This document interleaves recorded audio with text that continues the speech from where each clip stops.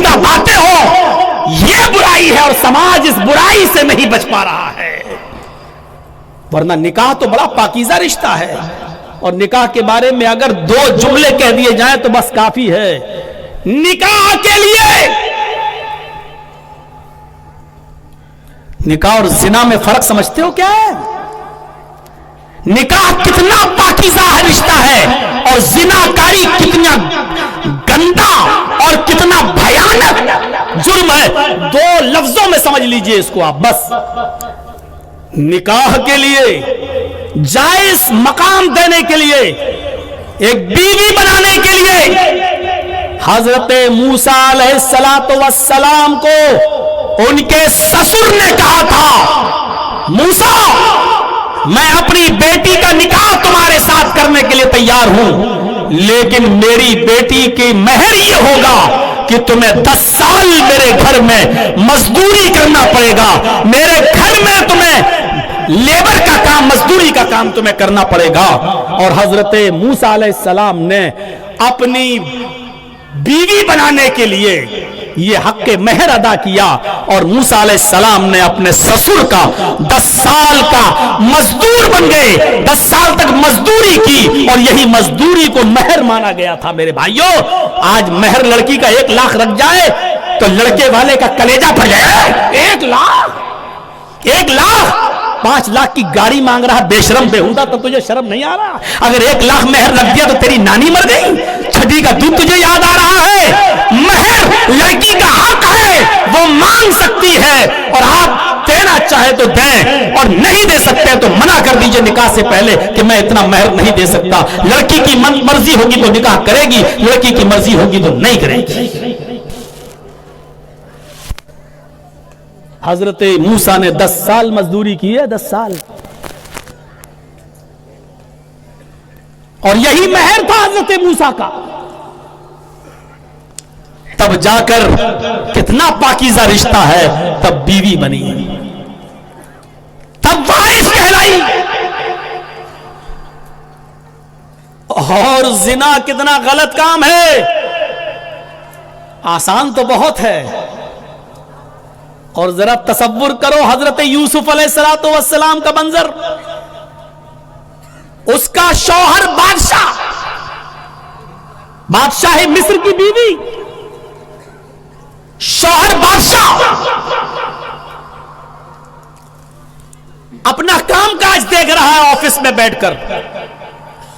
یہاں بادشاہ کی بیوی یوسف سے کہتی ہے آؤ، کہتے ہیں معاذ اللہ، اللہ کی پناہ۔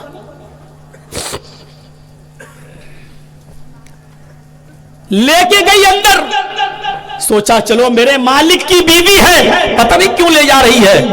یہ دروازہ بند، دوسرے میں گئی وہ دروازہ بند، تیسرے دروازے میں لے گئی وہ دروازہ بند، ایک نہیں تھا، غلقت الابواب، غلقت الباب نہیں کہا، غلقت الابواب۔ کئی دروازے، کئی روم تھے، بہت سے کئی روم کے اندر وہ لے گئی۔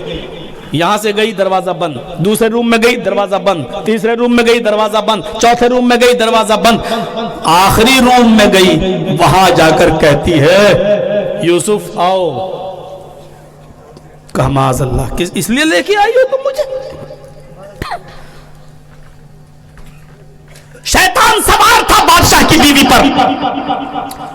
یوسف نے چہرہ گھمایا، بھاگے، پہلا دروازہ کھولنے میں کامیاب ہو گئے، پیچھا وہ بھی کر رہی ہے، دوسرا دروازہ کھولنے میں کامیاب ہو گئے، پیچھا وہ بھی کر رہی ہے، تیسرا دروازہ کھول کر بھاگنے میں کامیاب ہو گئے، پیچھا وہ بھی کر رہی ہے۔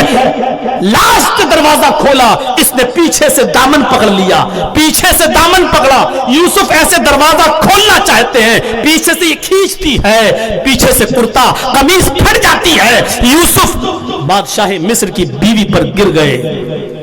زلیخا علیخا نام سب غلط ہے، کسی حدیث سے ثابت نہیں ہے، اس لیے ہم نہیں بول رہے ہیں۔ قرآن میں صرف بادشاہ مصر کی بیوی آیا ہے، وہی ہم بول رہے ہیں بس۔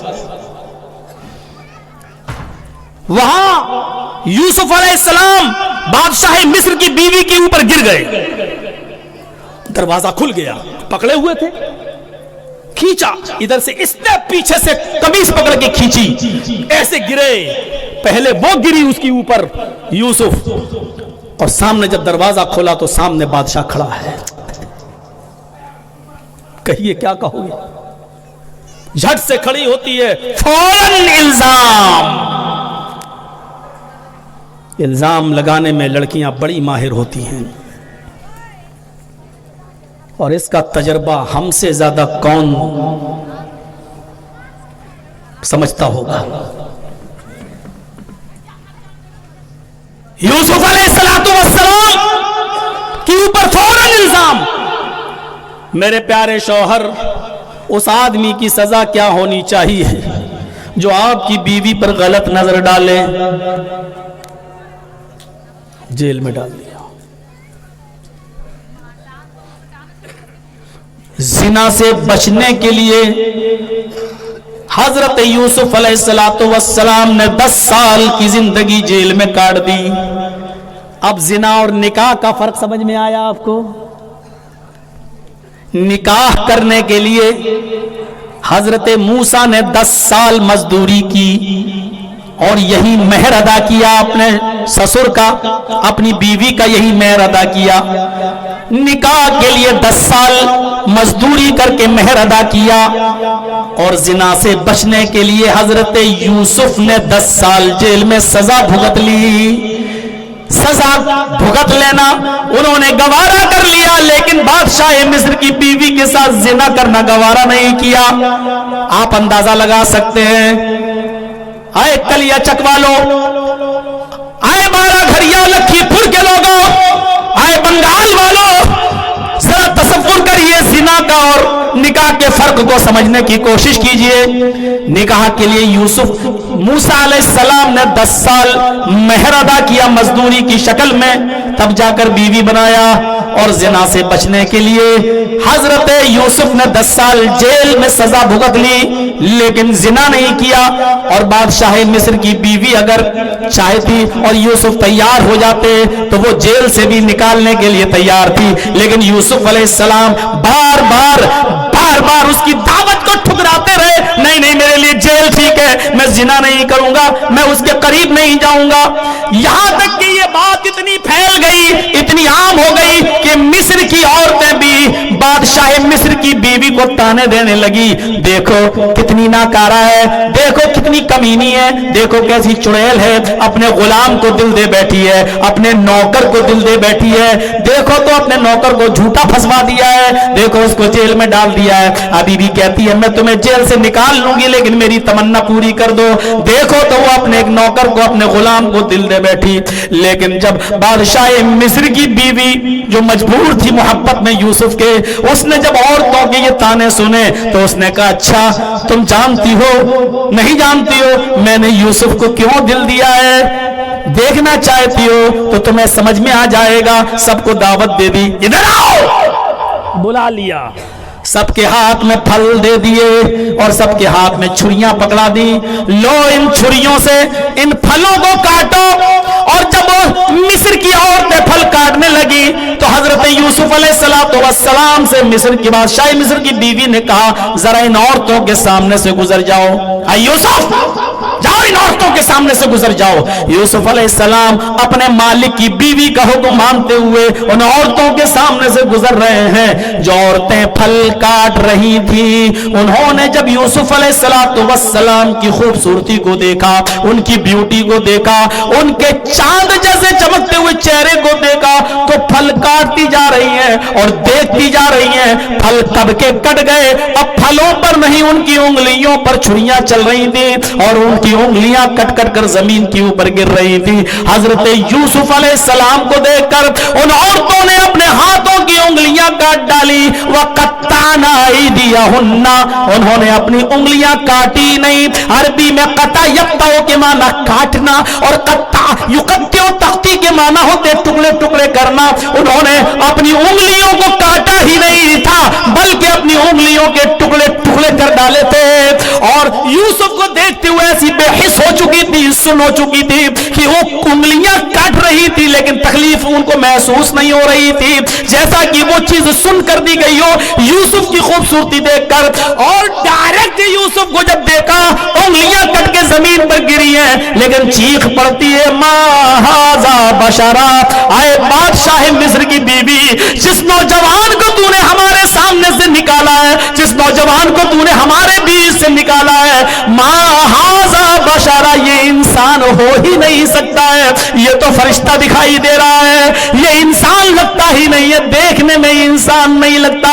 यानी अभी बादशाह मिस्र की बीवी यूसुफ को दिल दे बैठी थी, लेकिन अब मिस्र की औरतों ने देखा उनकी खूबसूरती को तो सारी औरतें दिल दे बैठी। हजरत यूसुफ को ये तो इंसान नहीं फरिश्ता है। मेरे भाइयों, निकाह के लिए हजरत मूसा ने 10 साल मजदूरी करके मेहर अदा कर दिया और जिना से बचने के लिए हजरत यूसुफ ने 10 साल की कैद काट ली, लेकिन जिना नहीं किया। जिना और निकाह के फर्क को समझाने के लिए इससे अच्छी मिसाल और कौन सी दी जा सकती है। यहां तो चंद टकों में जिस्म मिल जाते हैं और चंद टके तो छोड़ दो, अगर अच्छी खासी दोस्ती हो तो फ्री में भी जिस्म मिल जाते हैं। कान पर जू तक नहीं रिंगता हमारे, हम कर क्या रहे हैं। यूसुफ ने 10 साल जेल में रहना गवारा कर लिया लेकिन जिना नहीं किया। इतना भयानक जुर्म है जिना कि जिना से बचने के लिए यूसुफ 10 साल की सजा भुगत लिए, वो ठीक है।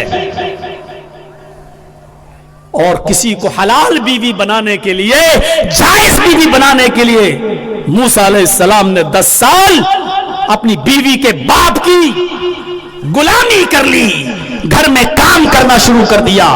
ठीक है, 10 साल हम खिदमत करेंगे, उसके बाद आपकी बेटी के साथ हम निकाह कर लेंगे। यही मेहर था। जरा अंदाजा लगाइए, मेहर देकर मर्द बनो और बीवी बनाओ, वरना जिना तो सबसे आसान काम है। और इसीलिए कुरान ने इन्नहु काना फाहिशतम व साअ सबीला कहा, यह बहुत गंदा रास्ता है। आप जिस बहन बेटी के साथ जिना करने जा रहे हैं, जिसकी भी बहन बेटी है, ये वो रास्ता है जो तुम्हारी बहन बेटी तक जा रहा है। ऐसा हो ही नहीं सकता कि तुम किसी दूसरे की बेटी के साथ जिना करो और तुम्हारी बेटी के साथ कोई जिना ना करे। ये हो ही नहीं सकता कि तुम किसी दूसरे की बहन के साथ गलत काम करो तो तुम्हारी बहन के साथ गलत काम ना हो। ये हो ही नहीं सकता। इन्नहु काना फाहिशतम व साअ सबीला, अल्लाह ने कहा जिस रास्ते पे तुम चल रहे हो, जिस सड़क पर तुम चल रहे हो, वो इतना गंदा रास्ता है कि उस सड़क का आखिरी किनारा तुम्हारे घर तक जा रहा है, तुम्हारे दरवाजे तक जा रहा है। यानी तुम जिस सड़क पे चल रहे हो उसका दरवाजा तुम्हारे घर में खुलता है। बचो।